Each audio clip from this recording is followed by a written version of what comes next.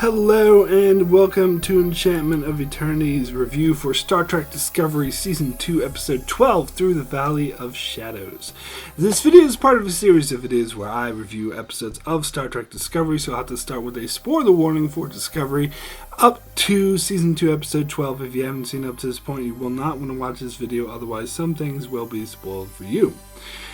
So, this episode was pretty interesting. I think I found this episode a bit more interesting than I did last week's. I had too many issues around Burnham's mother and the Red Angel that kind of irritated me about last week's episode, where this week I was coming in thinking that it might be just as bad, if not worse, because it's Klingons. And Discovery has always had an issue whenever they bring in the Klingons. Like earlier this season, the episode that had the Klingons was probably the worst episode of the season. It was very rushed. Wasn't done very well. But that being said, I think they handled this episode better. I think this episode handled the Klingons better, and they didn't come off as making, as bad or making the episode terrible as they have in the past. Although I still don't really like their makeup, even though it's good to have hair now. I still don't really like, the way they look or the way they talk and stuff like that. But and it did have kind of a season 1 feeling to it, probably just because they had the Klingons in it. But I still think it was a pretty good episode. So anyway, let's get into the specifics. So let me get into the whole thing with Ash, being reunited with L'Rell, which I actually thought was handled very well. I actually like this the storyline between them, because I like how L'Rell even said, look, I know you're not the person I used to know as Voq. You're not really Voq anymore. You're in love with Michael Burnham, and I don't really know you anymore, but but you're still the father of my child or whatever, but I'm willing to let you go. Like, those were nice moments. And like earlier in the episode when Ash wanted to charge down to Barath to see his son, and L'Rell was yelling at him. They start yelling at each other in Klingon, and she's saying, you can't go because you could fuck up the whole Empire if they find out that you or your son is alive, or our son basically is still alive. Then that could destroy the entire Empire. So you can't go, you can't have any interactions with them. And that was a really true moment as well. Like, that felt true to the characters. It felt like good resolution to the shit show that was episode 3 earlier this season, where they did the whole storyline with the son, which I thought was very, very mishandled, and it was very rushed, and it didn't come out very well. And I think this is kind of correcting for that. It's taking that bad storyline and making something good out of it, because this felt real. This felt true to the characters. It felt like I could relate to Ash and his feelings of wanting to see his son, and I could relate to L'Rell about her feelings of not wanting the Empire to be destroyed, and then having them sort of come to this understanding between each other. It was really nice. I actually thought this really worked. And then, of course, you had Pike in there, who was said that, fine, if you guys can't go, but I'll go. And then they warning Pike that, it's going to be a big punishment for you, whatever. But anyway, so they get to Barath, which was actually mentioned in Next Generation. I think it was even name dropped a couple times in Deep Space Nine, where Barath was basically, it was like the spiritual retreat for Klingons. It's the planet they went to when they wanted to go on a vision quest, or find themselves, or become one with Kahless or whatever. And by the way, I don't like how that Ash continues to pronounce it like Kalish. It's Kahless. But anyway, minor nitpick. But anyway, in Next Generation, Barath was the place where the scientist dude cloned Kahless, and not Lash, but anyway, it was where they cloned him, And, they had that whole episode, I think it was called Rightful Heir, where he tried to take control of the Empire, but Gowron challenged him, whatever, and then he was barely mentioned after that episode. But anyway, it's where they cloned Kahless, so that's where we saw Worf went on his vision quest to see Kahless, and he couldn't see him, but then he appeared, but it was the actual Kahless, or the clone of him. Anyway, nothing in that episode was mentioned about time crystals. and in this episode, so that's why it's the whole thing of them taking names from previous Trek, where they should just invent something new. They should just come up with a new planet, a new Klingon planet that's different than Barath, because it's the whole thing about them using Sarek and Spock. Why don't you just create new Vulcan characters, and instead of, because they don't match up, and this does not at all match up. Now I know the counter argument to this is going to be, but Mark, Next Generation Deep Space Nine is 100 years in the future. Maybe there's not time crystals on the planet anymore. Maybe the planet's changed. Which, okay, I mean, I would be okay with that, and I was actually kind of thinking that might be a legitimate excuse. But then I started watching the episode and thinking about what, oh God, I can't remember his name, but Tyler's son, Novik, was it? Something like that. Thinking about what he was saying. He was saying that in this planet, that the past, present, and future are all intermingled and they all match up. So the way he was talking made it sound like the time crystals on that planet were sort of an eternity thing, where time didn't matter. They were always there. So if you look at it from that perspective, then 100 years should make no fucking difference whatsoever. The time crystal should still be the main focus. And plus, like in Next Generation, it was like a tourist place where any Klingon could just show up to and go and sit by the fire and look into the steam and have visions of Kahless, which is totally at all not what it was portrayed as here. Here it was like this elite sanctuary where pretty much no one could go to, only the chosen or whatever, and you'd had to become this like monk to spend your entire life on the thing, usually to go there, and if not, someone like Pike would have to get like special dispensation, like they'd have to be chosen, they'd have to pay a huge price, and the entire facility is all about protecting these time crystals. And that's the other excuse I know people will come up. But Mark, it's a whole planet. Maybe it's just one side of the planet where the time crystals are, and the other times where they have tourists coming. Really think about that for a second. So they're going to have this elite, like, unstoppable, like, fortress on one side of the planet. On the other side, they can have tourists coming and staring into a fire. I don't buy it. I don't buy. I mean, you may think, oh, it's an entire planet, but in terms of like Star Trek and Klingon Empire, you can't think of planets the way you think of planets in modern times. Planets, because the Klingon Empire spans tons of planets, and so to have this hidden, highly protected fortress on the same planet as a tourist spot, it doesn't mean the same thing as it does in modern times. It's different when you take into account there's an empire that there was tons of planets, and plus there is no indication in either episode that there are other settlements on Borath. That when they say, oh, we're going to Borath, that tend to imply that's it, that's the one place on Borath to go. But anyway, so I don't know. So there could possibly be an excuse to reconcile, this with Next Generation. But what I'm saying is, why bother? You'd have to do a lot of mental gymnastics, and most of these excuses, as I already said, I have holes in them, so I wouldn't really buy in order to make this fit with what's established in Next Generation. Where the easiest thing in the world would just be call the planet something else. So why bother? It's just because they want to be like throwing an Easter egg for the Star Trek nerds to be, Borath, remember Borath? Because most people watching this won't even catch that reference. It's only deep nerds or people who are told by deep nerds that will even actually get the reference. So why do it? It's just like, just call the planet something else, for fuck's sake. You just purposely... But anyway, let me move beyond that point and talk about the time crystals. What the Alright, so I didn't mention the time crystals in the previous episode when they brought this up. But when they first mentioned time crystal, I'm like, time crystal? Really? really? I mean, it sounds so juvenile. It's like, it's something you would get from a very simple fantasy. Oh, the crystal of time. It's not something I would expect in Star Trek. They got dilithium crystals, sure. What the hell is a time crystal? And I know some people were saying, yeah, well, they actually mentioned time crystal in the first season episode with Harry Mudd, so totally excuses it. I'm sorry, that does not totally excuse it. Just because they mentioned something that was dumb and stupid earlier does not make it any less dumb and stupid now. I'm sorry to say.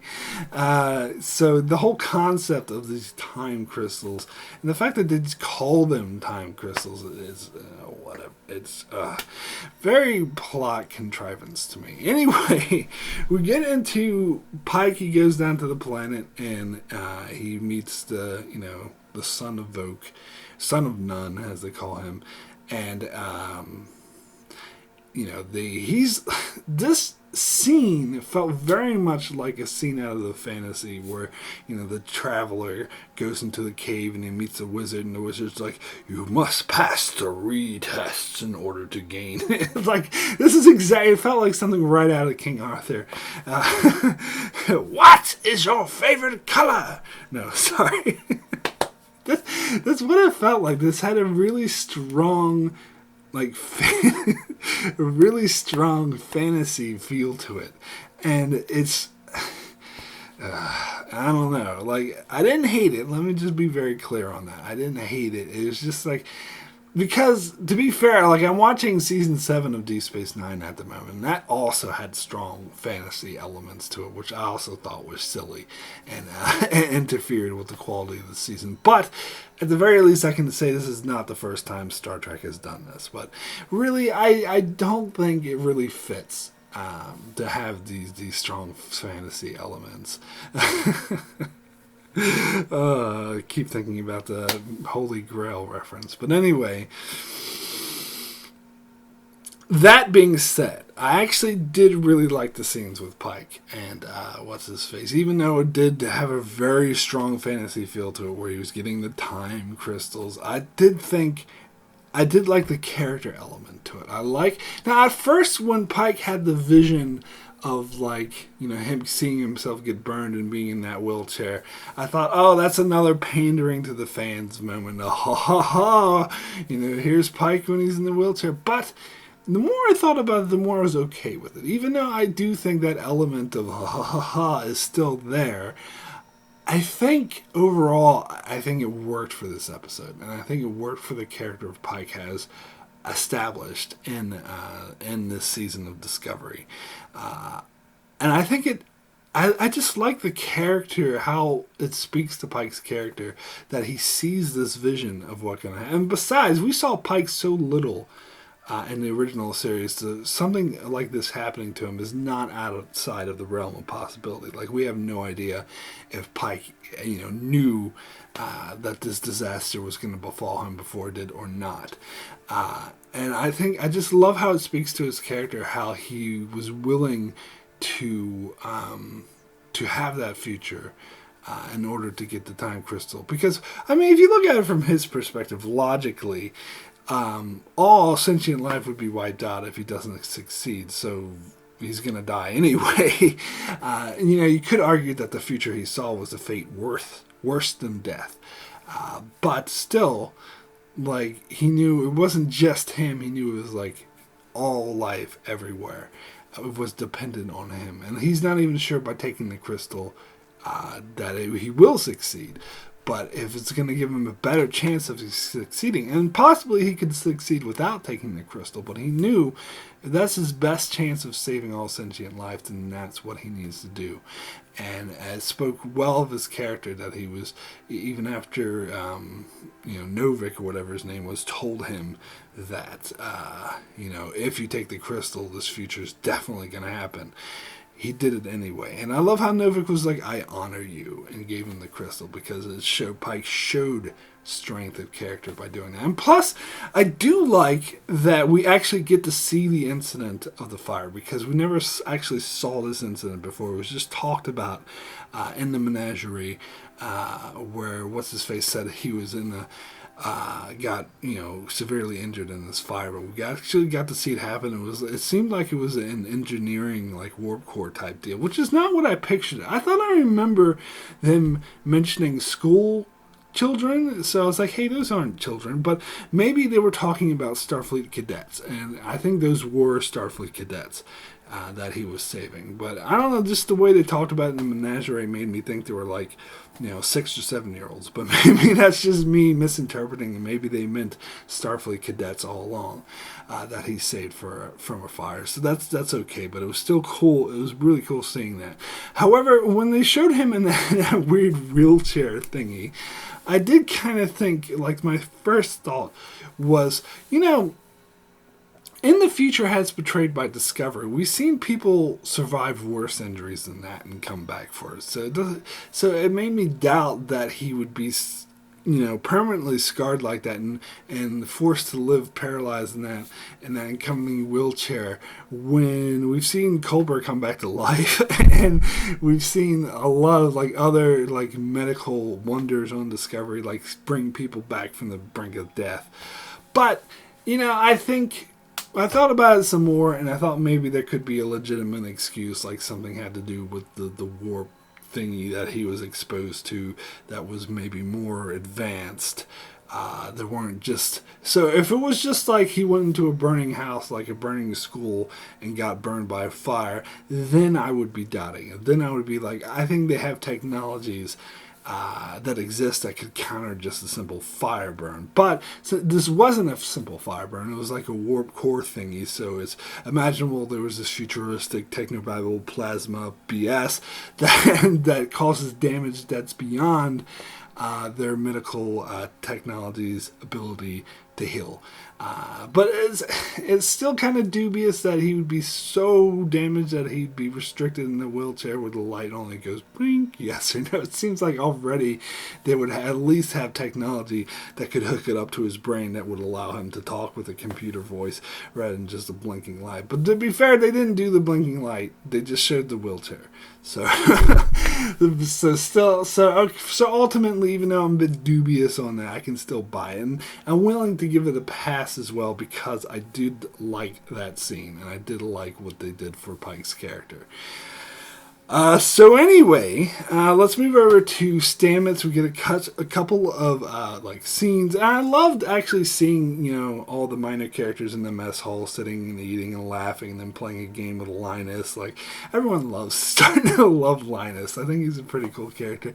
And when I saw the scene open, I was like, oh, I hope they flesh out these minor characters more, and they didn't, but it was still good to see them and interacting and stuff. And I can really relate with Stamets' storyline. I think his storyline of having to see Culber and not but still them being separated and him dealing with the separation, how it's affecting him. And I love how Reno went to Culber and like, you're being an idiot. You need to sort of and also like not take things for granted, and talking about how her wife has passed away and how she would give anything to have her back, and how Culber needs to like examine his situation, because it's not necessarily saying that Culber automatically would be happier with Stamets, or that they need to get back together in order for things to be better, but saying you need to, because it does seem like the position Culber's taking is a very reactionary and perhaps immature one, and that he needs to think his actions through and sort of not take things for granted, which is a good thing. I love these character interactions. I thought they really worked.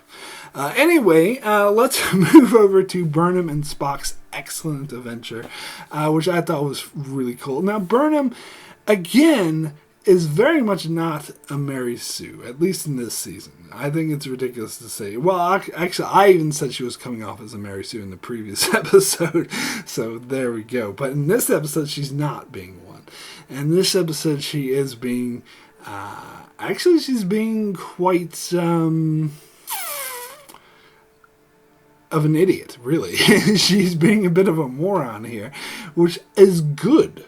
to be clear. I like that. I think that's good storytelling. It's good to show flaws in the character, to not make her a Mary Sue, to make her a more dynamic, more flawed character. And I love, and it's a typical flaw we see in a lot of the hero type characters, like Riker and Picard and other people have these same flaws where they want to go off and do things on their own and they want to get revenge.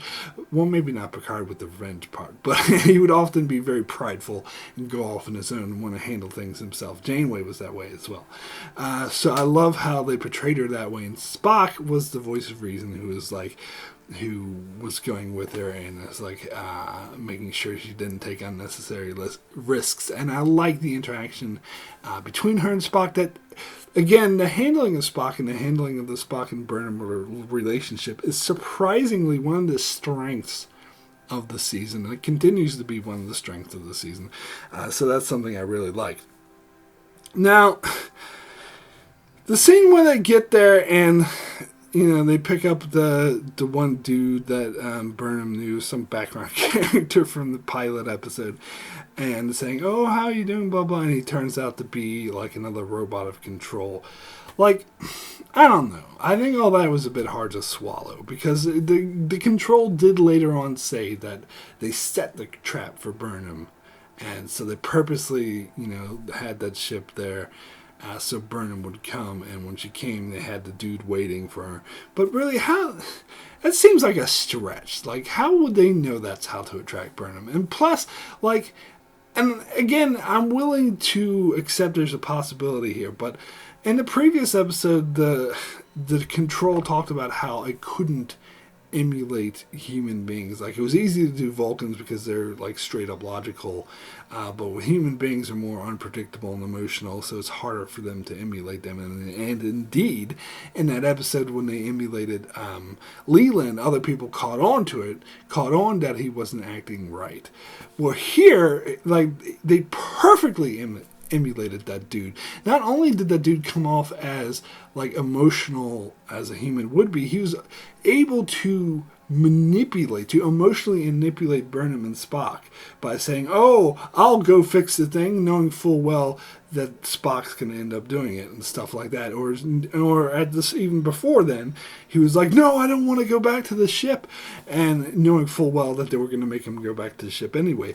That seems like something way beyond Control's ability. If in the previous episode they couldn't even do a convincing human, now all of a sudden they're advanced enough to emotionally manipulate other humans. Now again, as I said, there's a possibility here. There's a possibility that in that time frame, Control has evolved by taking over all the other ships, Section 31, by taking over more humans or whatever, and examine them. And they have evolved and were able to evolve to the point where they could successfully emulate humans. But I still find it hard to believe that in that short amount of time, not only did they manage to evolve to successfully emulate humans, but also to emotionally manipulate them. That's too much for me, but whatever. It's a slight thing. It's not a huge thing. But anyway, I did like the scenes, however, with Control confronting Burnham and trying to kill her and the whole Terminator bit. I thought that was really cool. I thought that was really good suspense, and how Spock was trying to run up and stop them, and when you saw him pressing something in the controls, you know that he was doing something that would eventually stop it. But if to Burnham, she was like, "Come over here and help me," and she had her two guns blazing. That was cool. I think these are better action sequences than last week's episode. I bought them more. It was more suspenseful, so I did really like that.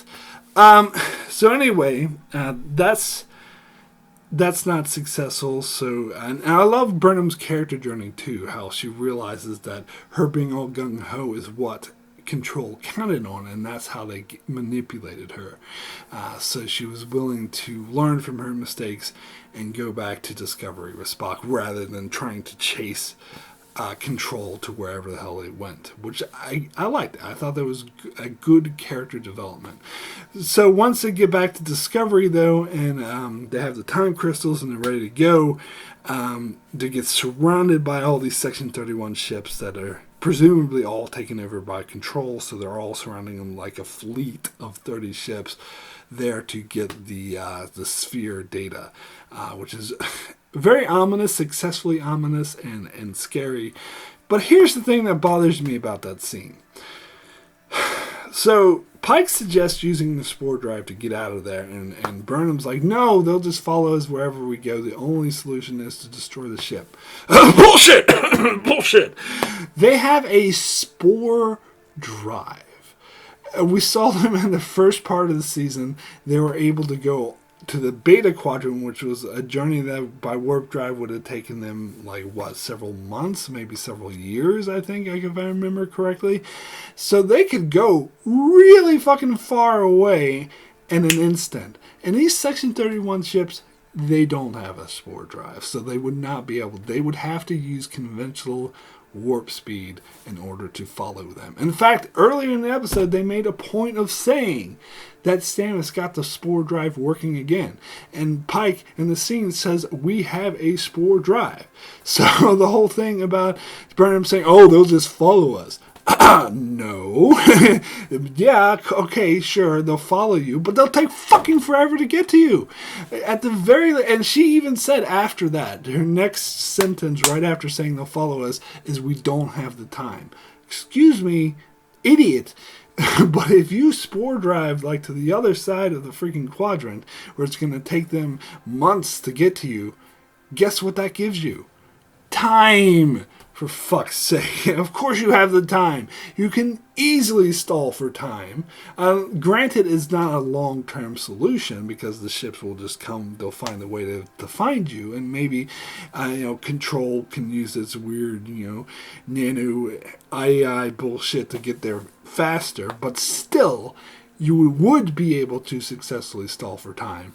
So it wouldn't be a long-term solution, but it would be a way to stall for time, which is exactly what Pike suggested, because he said, oh, we still need the other 3 signals, we have these time crystals now, we just need to wait to learn what to do with them. And she's like, there's no time. Bullshit. There's a very easy way to stall for time. Very easy. Just use the spore drive, which has been established works, go very far away where it's going to take them a long time to catch up to you, and in that time, you can wait to see if you get more signals, or wait to come up with a better plan, or wait to do something else. So this is very much a plot contrivance. I had a big issue with this. This is some of the worst plot contrivance I've ever seen, because it's obvious that the narrative that they want to tell, they want Discovery to want to self-destruct. They want to bring Enterprise into it, and they want this to happen to set up what they're doing next. So it's very much plot contrivance, because this is not their best idea. This doesn't need to happen. Burnham's logic is extremely flawed.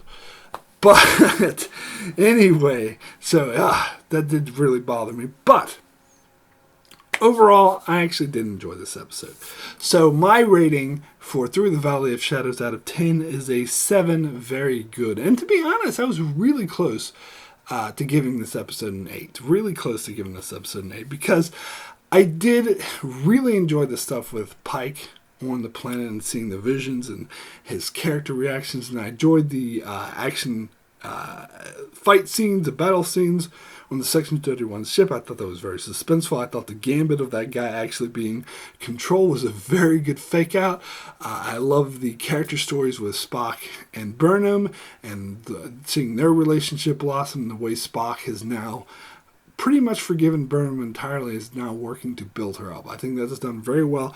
And I like the relationship with Stamets, and him dealing with his breakup, and how Reno's sort of trying to interfere. I thought those were all nice character stories in this episode. But I had to, once I thought about all the flaws that annoy me, like the whole Barath thing and the whole fantasy feel of that, of that scene where, what is your name? What is your favorite color? And that started to bother. And of course, the huge flaw at the end of the episode, which is a huge plot contrivance, that bothered me. So I had to take it down from an 8 to a 7 because of that. But I still thought this was a good episode. Although, to be fair, After episode 8 and 9, which were amazing, I thought this season was going to end on a high note.